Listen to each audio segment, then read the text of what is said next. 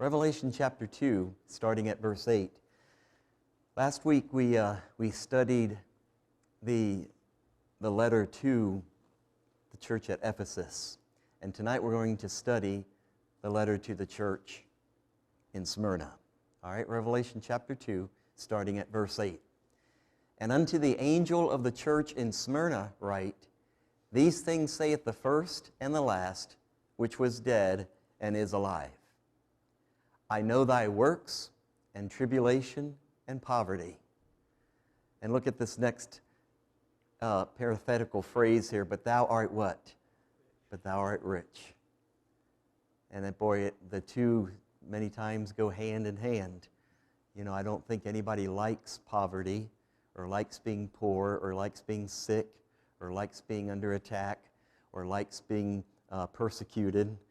But when we are weak, that's when we are strong, because our heart cries out and depends upon the Lord in a very special way.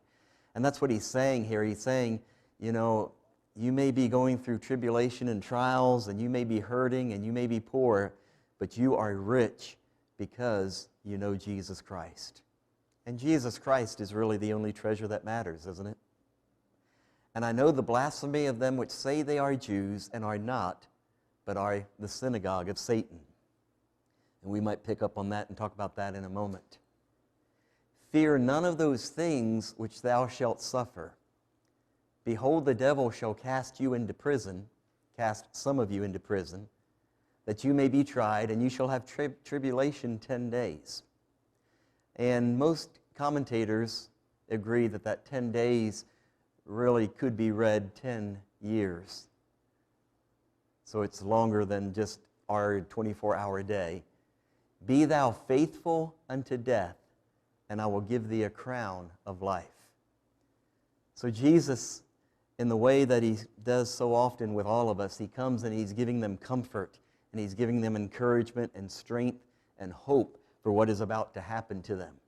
He that hath an ear, let him hear what the Spirit saith unto the churches. He that overcometh shall not be hurt of the second death.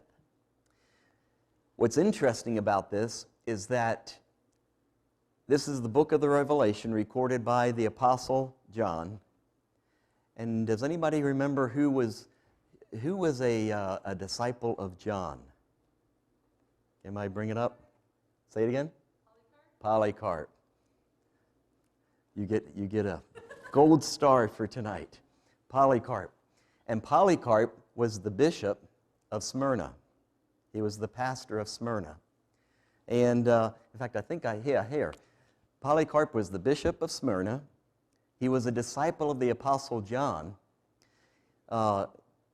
Polycarp was one of the last people on earth who actually knew one of the original disciples of Jesus Christ.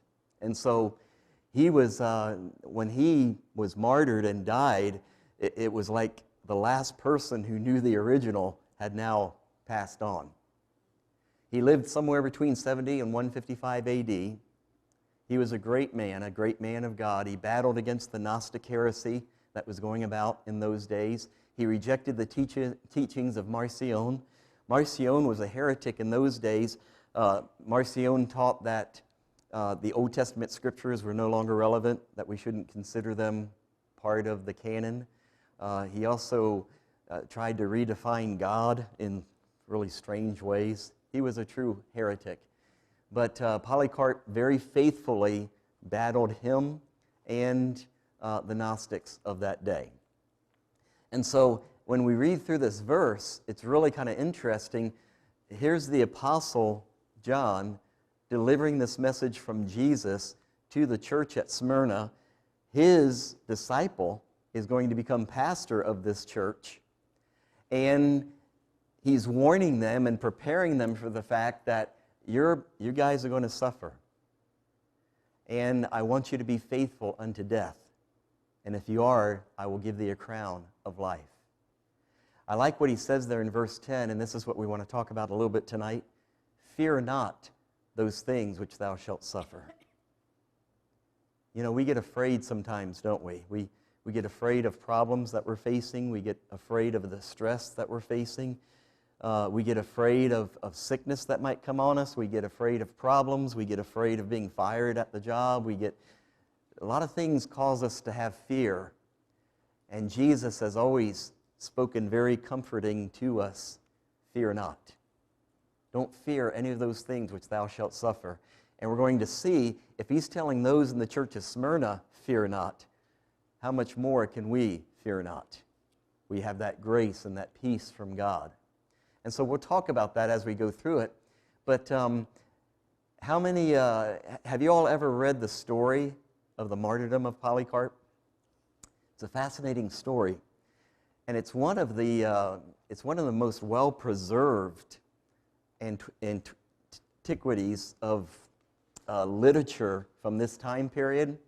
There was a letter that was written by the church of Smyrna to that other church, Philomelium. They might have any clue on how to pronounce that?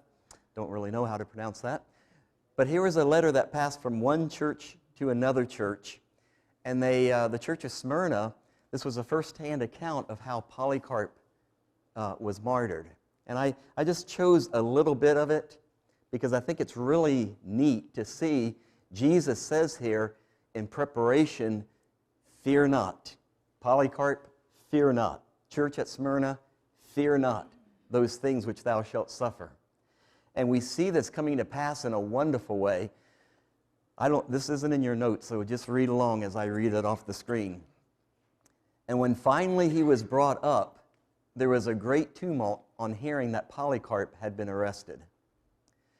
Remember back here where it talks about, he says, I know thy works and thy tribulation. I know the blasphemy of them which say they are Jews and are not, but are the synagogue of Satan. Historically, they say, from what I've read, that they had a bunch of Jews in Smyrna that were just really nasty, vicious folk. And they hated the Christians. The Roman Empire hated the Christians because the Christians wouldn't, sacrifice to their pagan gods. And then the Jews also kind of rode on top of that Roman hatred. They had their own hatred for Christians. They considered Christianity a cult. And so they evidently had some Jews there in Smyrna that were just extra hateful and vicious towards Christians and took great delight in persecuting them and killing them and having them killed. And so this is part of what he's saying here. They say they are Jews, and what he's saying is they're not really God's people. They don't have God's heart. They've deviated from the true Jewish faith and heritage. And he says they're of the synagogue of Satan. And so he goes on and he says here, therefore, when Polycarp was taken and arrested, there was a great tumult. Smyrna evidently erupted in just being so excited that Polycarp was finally arrested. It says that when the soldiers or police or militia, whatever you want to call them, when they came to arrest him, that he actually served them a meal, had them sit down, said he prayed for about 2 hours before they left the house. But there he was serving and feeding those that were persecuting him. Therefore, when he was brought before him, the proconsul asked him if he were Polycarp. And when he confessed that he was, he tried to persuade him to deny the faith, saying, have respect to your age. Polycarp was 86 years old at this time, still going strong. And other things that customarily followed this, such as swear by the fortune of Caesar, change your mind, say away with the atheists. They called Christians atheists back then. But Polycarp looked with earnest face at the whole crowd of lawless heathen in the arena and motioned to them with his hand. Then groaning and looking up to heaven, he said, away with the atheists. So he basically just condemned that whole arena, saying, you guys are the atheists, not the Christians. But the proconsul was insistent and said, take the oath and I shall release you. Curse Christ. Polycarp said, 86 years I have served him and he never did me any wrong. How can I blaspheme my king who saved me? The neat thing, part that I love about this story is that Jesus tells this church, fear not the things that you are about to suffer. And I just want you to see the peace and the confidence and the fearlessness with which Polycarp faced his death. And upon his persisting still and saying, swear by the fortune of Caesar, he answered, if you vainly suppose that I shall swear by the fortune of Caesar, as you say, and pretend that you do not know who I am, listen plainly. I am a Christian. Isn't that a great statement? I mean, here he is before all these people in the arena about to be martyred. And just so simple and so calm, matter of fact. But if you desire to learn the teaching of Christianity, appoint a day and give me a hearing. The proconsul said, try to persuade the people. But Polycarp said, you I should deem worthy of an account, for we have been taught to render honor as is befitting to rulers and authorities appointed by God, so far as it does us no harm. But as for these, I do not consider them worthy that I should make any defense to them. But the proconsul said, I have wild beasts. I shall throw you to them if you do not change your mind. But he said, call them. For repentance from the better to the worse is not permitted us. But it is noble to change from what is evil to what is righteous. And again he said to him, I shall have you consumed with fire if you despise the wild beasts, unless you change your mind. But Polycarp said, the fire you threaten burns but an hour and is quenched after a little. For you do not know the fire of the coming judgment and everlasting punishment that is laid up for the impious. But why do you delay? Come, do what you will. Do you see the courage and the calmness and the peace? And God gives you and me that same grace and that same peace in the midst of our troubles. Where does this come from? Psalms 27, verse 1. The Lord is my light and my salvation. Whom shall I fear? The Lord is the strength of my life. Of whom shall I be afraid? And as God does become that divine energy, that life that we live off of every day, there is such a peace that comes of knowing I don't have to fear anybody because I know God is on my side. You know, I've mentioned this before, but you know, the company that I work with has gone through a lot of ups and downs the past year or 2 years, and many times I didn't know if I was going to have a job in the next following week. But what has worked through all of that is I have such a peace, you know, that I'm not going to be let go or fired until it's God's time for me to be let go. And so there's such a peace when I go to work, you know, and I face the managers and the executives, and there's such a calm that comes when you know your God, when He's your life, when He's your salvation, and you know that your life is safely in His hands. It doesn't matter what people say or do or attempt to do against you. Whom shall I fear? God's in control of my life. And He's not going to let one thing happen to me that's not part of His will and plan. When the wicked, even my enemies and my foes, came upon me to eat up my flesh, they stumbled and fell. Though a host should encamp against me, my heart shall not fear. Though war should rise against me, even in the midst of war, in this will I be confident. Now, where does this confidence come from? One thing have I desired of the Lord, and that will I seek after, that I may dwell in the house of the Lord all the days of my life, to behold the beauty of the Lord and to inquire in His temple. That's the secret right there to courage. That's the secret of being set free from fear. When we go to the Lord and just commune with Him, just know Him, just worship Him. When we dwell, seek, and stay in His presence, as we truly abide in Him, as Jesus admonishes in John chapter 15, we will know a supernatural peace that goes far beyond any emotion any circumstance, any troubling thought, as we fix our eyes on Him. For in the time of trouble He shall hide me in His pavilion, and in the secret of His tabernacle shall He hide me. He shall set me upon a rock.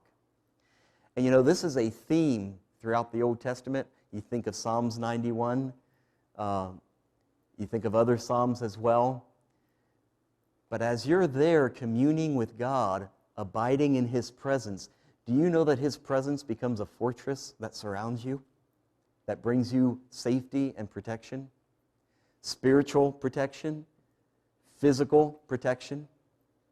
And so the way to have peace in the midst of trial or trouble or attack, the way to have peace in the midst of devastation, the way to have peace is to stay in the presence of God and let His presence wrap you around, surround you. And His presence will protect you. His presence will give you that peace. And now shall my enemies be lifted up above my head, shall be lifted up above my enemies round about me. Therefore will I offer in His tabernacle sacrifices of joy. Now remember the context. You can have an enemy army camped against you, and in the midst of being surrounded by the enemy, you can offer up sacrifices of joy. You can sing, I will sing praises unto the Lord. No matter how bad it gets or how low you go, you can sing praises unto God when you stay in His presence. And His presence will be your fortress and hiding place. Hear, O Lord, when I cry with my voice, have mercy also upon me and answer me. When Thou saidest, seek ye my face, my heart said unto Thee, what? Thy face, Lord, will I seek. So no matter what problem you're facing tonight, no matter how broken your heart is, no matter how troubled your mind is, God says one thing to you tonight: seek my face. And there in His presence, you will find a fortress and a refuge that gives you a peace that surpasses all understanding, surpasses any circumstance. Hide not thy face far from me, put not thy servant away in anger. Thou hast been my help. Leave me not, neither forsake me, O God of my salvation. When my father and my mother forsake me, then the Lord will take me up. He never leaves you. He never forsakes you. Even though those closest to you betray you or desert you, God never will. He's always there. Abide in His presence. Abide in the fortress of His presence. Teach me thy way, O Lord, and lead me in a plain path because of my enemies. Deliver me not over unto the will of my enemies, for false witnesses are risen up against me, and such as breathe out cruelty. I had fainted unless I believed to see the goodness of the Lord in the land of the living. Do you believe you'll see the goodness of the Lord in this land, the land of the living where we live right now? Wait on the Lord. Be of good what? Don't fear what you're about to suffer. And He shall strengthen thine heart. He will give you the courage. You think, I could never survive that? I could never live through cancer? I could never live through being killed or persecuted? I could never do what the Christian saints in China or in Syria or in some of those other countries have? I just couldn't put up with, I couldn't bear it. Yes, you could, because God will strengthen thine heart as you abide in His presence. And when you're going through trials, that's where you need to go. God says, seek ye my face. Seeking and staying in God's presence surrounds us with divine protection, and it gives a peace greater than the circumstances, the emotions, and the mind. You know, it's been just a week or so where we went through this story about Stephen being stoned and how he went through this horrific experience in peace, even praying to forgive them as he died. He wasn't angry. He wasn't lashing back.